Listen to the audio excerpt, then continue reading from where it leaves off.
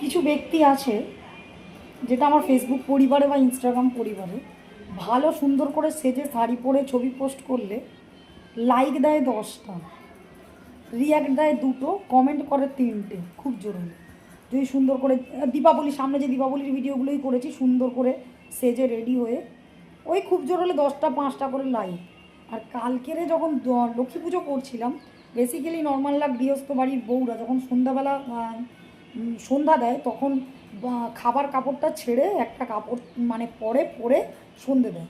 তো সেটা এমনি নর্মালি পেঁচিয়ে 8 করে পরে, এটা সব বাড়িতেই মা মাসিদের আগে দেখেছি, এখনও করে। তো সেই সময় আমার মেয়ে একটা ভিডিও নিয়েছে, পুজোর জোগাড় করছিলাম, হালকা একটু দেখা যাচ্ছিলো।